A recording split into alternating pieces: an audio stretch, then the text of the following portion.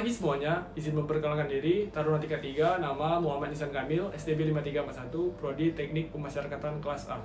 Kalau ngomongin kehidupan kampus atau kehidupan pendidikan, pasti ada satu momen yang membuat semua orang mendadak rajin. Bukan saat awal semester, bukan juga saat dosen bilang materi ini penting, tapi 5 menit sebelum ujian dimulai. Tiba-tiba semua berubah. Yang biasanya santai, mendadak buka PDF 120 halaman. Yang biasanya tidur di kelas, mendadak jadi pembaca tercepat sedunia. Bahkan ada yang baru sadar ternyata selama ini dosennya punya slide materi. Dan uniknya, sebelum ujian selalu ada satu orang yang keliling kelas sambil berkata, belajar dari mana? Padahal ujiannya tinggal mulai. Saya kadang kagum dengan kemampuan adaptasi mahasiswa Indonesia ini. Belum belajar 1 semester, tapi berharap pencerahan datang dalam 10 menit terakhir. Lalu, ketika pengawas masuk dan lembar soal dibagikan, disitulah muncul kemampuan spesial yang tidak diajarkan di silabus. Ada yang mulai bentuk kode, ada yang pura-pura pinjam penghapus, ada juga yang teknik meliriknya seperti kamera CCTV, mutar perlahan.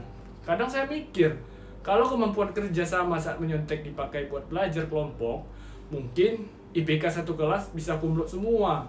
Nah, teman-teman, kalau kita bahas menggunakan problem tree analysis atau analisis pohon masalah, masalah utamanya adalah kebiasaan mencontek di lingkungan akademik. Memang kelihatannya sederhana, banyak orang menganggap, cuma nyontek, tapi sebenarnya kebiasaan kecil yang dilakukan terus-menerus bisa membentuk karakter seseorang. Karena integritas itu tidak muncul tiba-tiba saat kita sudah bekerja atau sudah punya jabatan.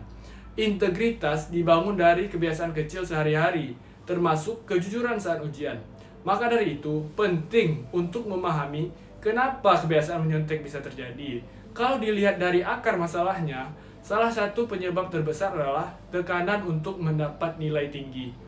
Banyak mahasiswa atau taruna takut nilainya jelek. Kadang yang ditakutkan bukan tidak paham pada materi, tapi takut ditanya orang tua, nilainya berapa. Akhirnya, muncul pola pikir bahwa yang penting nilainya aman dulu. Padahal ilmu itu bukan mie instan yang bisa langsung jadi dalam 3 menit. Kadang ada mahasiswa yang lebih hafal posisi duduk teman pintar dibanding isi materi kuliah. Begitu masuk ruang ujian, fokusnya bukan baca soal, tapi memastikan target operasi, duduk di mana. Selain itu, ada juga kebiasaan menunda belajar. Ini penyakit yang sangat umum. Tugas diberikan minggu lalu, niat mengerjakannya muncul dalam semalam sebelum pengumpulan. Mahasiswa memang punya kekuatan unik. Kalau deadline masih lama, hidup terasa santai sekali. Scroll media sosial, nonton film, rebahan dengan penuh ketenangan. Tapi begitu H-1, semuanya berubah drastis. Tiba-tiba jadi manusia paling produktif di bumi. Kopi 3 gelas masuk, mata merah, dan semua grup kelas mendadak aktif. Yang lucu, saat belajar sistem kebut semalam, materi yang dibaca kadang terasa seperti bahasa kuno yang baru ditemukan arkeolog. Kemudian masalah lain yang juga penting adalah lingkungan yang menganggap menyontek sebagai sesuatu yang biasa. Kadang kalau ada mahasiswa yang jujur mengerjakan sendiri malah dianggap aneh. Bahkan ada yang bilang, masa nggak mau bantu teman? Padahal konteksnya sedang ujian. Saya pernah lihat suasana ujian yang lebih mirip kerja kelompok. Ada yang bisik-bisik, ada yang kode tangan, bahkan ada yang mukanya lebih sering nengok samping daripada soal sendiri. Kalau pengawasnya lengah sedikit, suasana kelas langsung berubah seperti pasar malam. Masalah berikutnya adalah kurang percaya diri terhadap kemampuan sendiri. Ada mahasiswa yang sebenarnya bisa mengerjakan, tapi tidak yakin. Akhirnya memilih melihat jawaban teman. Padahal temannya juga belum tentu benar. Kadang lucu, ada 2 orang sama-sama bingung, tapi tetap saling menyalin dengan penuh keyakinan. Itu bukan kerjasama menuju kesuksesan, tapi kerjasama menuju remedial. Dari sini kita bisa melihat bahwa rasa percaya diri juga penting dalam membangun integritas akademik. Lalu kalau kita lihat dampaknya, dampak pertama tentu dirasakan oleh diri sendiri. Kebiasaan menyontek membuat seseorang menjadi malas belajar dan tidak percaya dengan kemampuan pribadinya. Lama-lama, otak terbiasa mencari jalan cepat. Padahal dalam kehidupan nyata, tidak semua masalah punya tombol copy-paste. Kadang ada mahasiswa nilainya bagus, tapi saat ditanya kembali materinya malah bingung sendiri. Nilainya mungkin tinggi, tapi pemahamannya tertinggal. Dan itu yang sebenarnya berbahaya. Selain dampak pribadi, kebiasaan menyontek juga memengaruhi lingkungan akademik. Mahasiswa yang belajar sungguh-sungguh bisa merasa usahanya tidak dihargai. Lama-lama muncul pikiran, ngapain capek belajar kalau yang nyontek nilainya sama. Kalau budaya seperti ini terus dibiarkan, suasana belajar menjadi tidak sehat. Padahal kampus dan pendidikan seharusnya menjadi tempat membangun karakter, bukan tempat melatih strategi menyontek paling kreatif.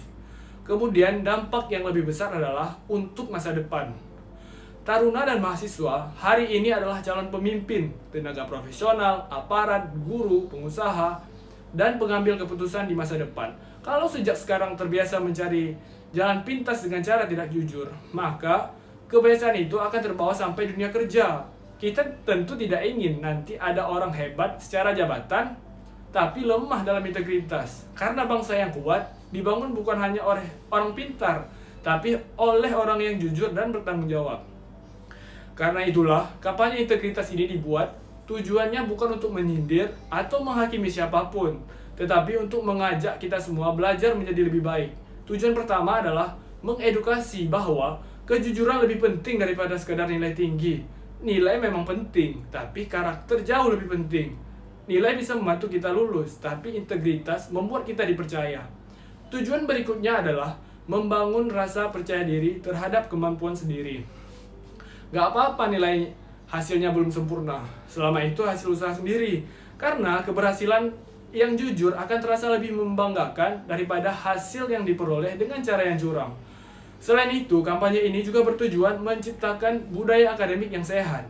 Budaya saling membantu tetap baik, tetapi tepatnya saat belajar bersama sebelum ujian, bukan saat ujian berlangsung. Sebagai penutup, teman-teman, menyontek mungkin terlihat membantu dalam sesaat, tapi ingat, kemampuan asli tetap yang akan dipakai sepanjang hidup.